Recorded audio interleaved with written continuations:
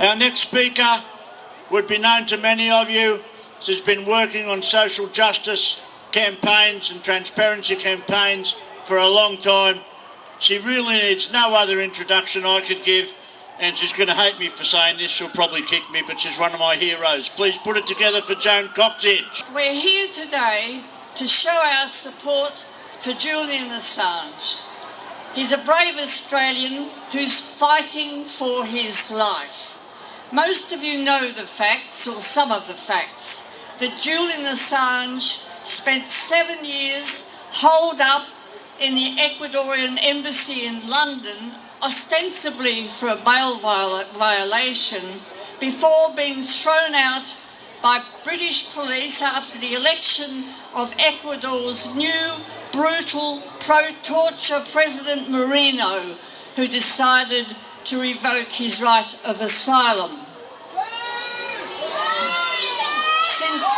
Since last April, he's been incarcerated in London's notorious Belmarsh maximum security prison, where he spent 23 hours a day stuck in a cell in total isolation, heavily sedated and denied medical treatment, with no access to a laptop, a lawyer or his family. After a lot of pressure, he's been moved to a different part of the prison, but is still confined for more than 20 hours a day. On the 24th of February, that's only a couple of days away, London's Woolwich Crown Court will decide whether he will be extradited to the United States to face 18 charges under the Espionage Act, each carrying a sentence of 10 years. A hearing that will last for about a week and then resume on the 18th of May for another 3 weeks. If his court appearance last November is anything to go by, he certainly won't get a fair hearing. He appeared before a dodgy magistrate with links to the British military establishment, who didn't even pretend to listen to what was being said. The charges were specific and had nothing to do with Sweden, nothing to do with sex, and nothing to do with the 2016 US federal election, but everything to do with publishing the Iraqi war logs, the Afghani war logs, and US State Department cables, because they exposed massive war crimes and corruption by the US military and intelligence establishment.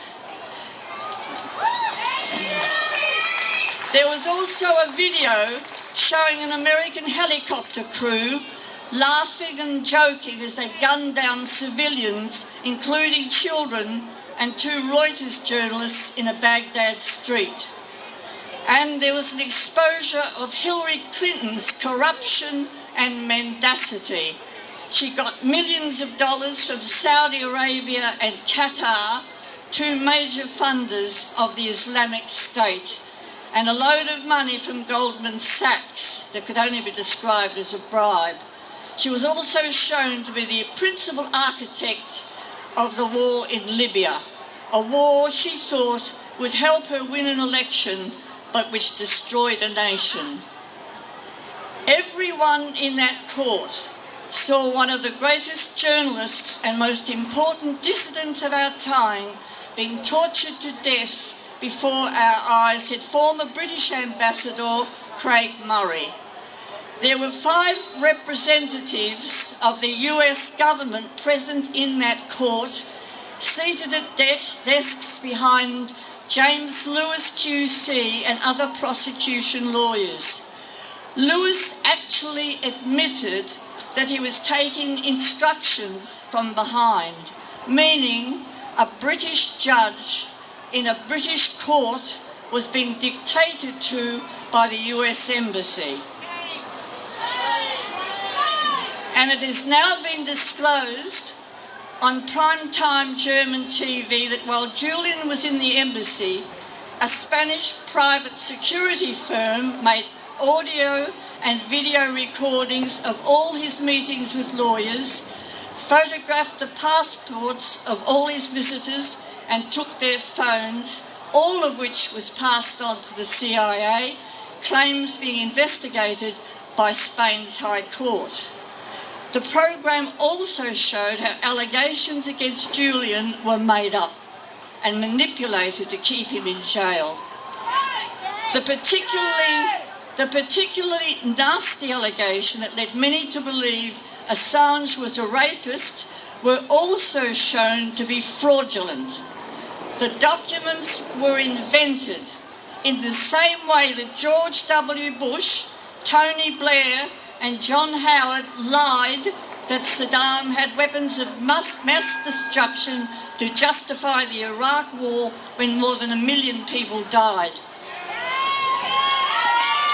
Once Julian was arrested by British police, the sexual assault case was dropped. The publication of classified documents is not yet a crime in the United States. If Assange is extradited and convicted, it will become one, bearing in mind that he is not an American citizen, he is an Australian, and WikiLeaks is not a US-based publication. His extradition would mean the end of journalistic investigations into the inner workings of power, and it would cement into place a terrifying global corporate tyranny under which borders, nationality and law mean nothing.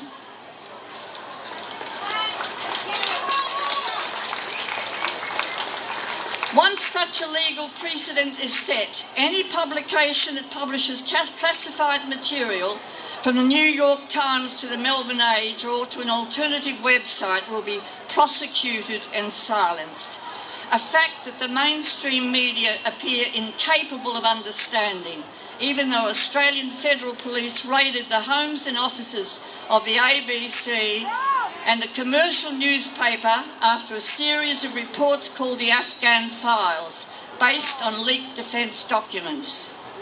And this week, a federal court judge has ruled the raids were valid and that the broadcaster must pay the legal costs.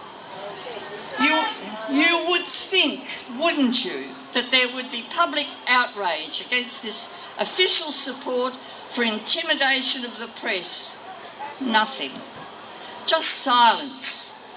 Mostly silence. Not completely, because you're here today.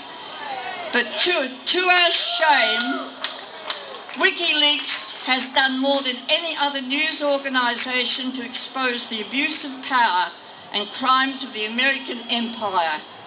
If our journalists reckoned these war logs and all the other disclosures should have remained hidden, then they have lost the right to be given the title of journalist. But a multitude of voices are now speaking out. In the Commons, Jeremy Corbyn urged Boris Johnson to back the Council of Europe, who called for Julian's immediate release. Corbyn's decisive action came shortly after Julian was nominated for the 2020 Nobel Peace Prize. How many of you read about that?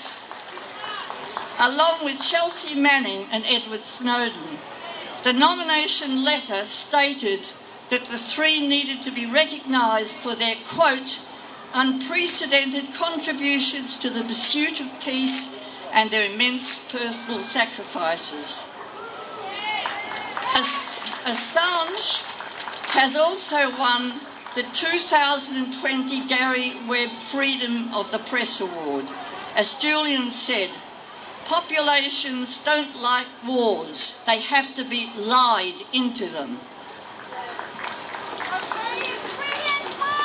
Throughout all of Julian's protracted ordeal, not one word of support from the Australian government or the Labor Party. The lack of support for an Australian citizen from the government and Labor is a national disgrace. By every elected politician in all three levels of government, except from a weird pair, Andrew Wilkie and George Christensen, and our federal member who spoke here earlier today, and the handful in the committee, and I congratulate them.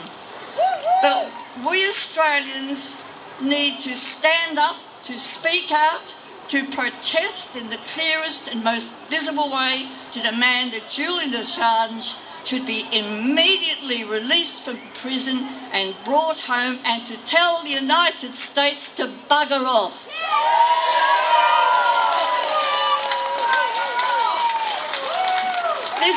This is a critical moment for press freedom and our right to know.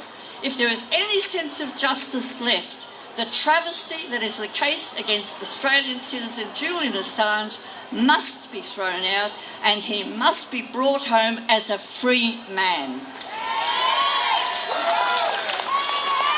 If he isn't, then we're heading into darker times where the US empire will continue on its destructive path unchecked. And freedom of speech will be a thing of the past. So if you have to, don't be silent. Shout from the rooftops and shout as loud as you can. Thank you.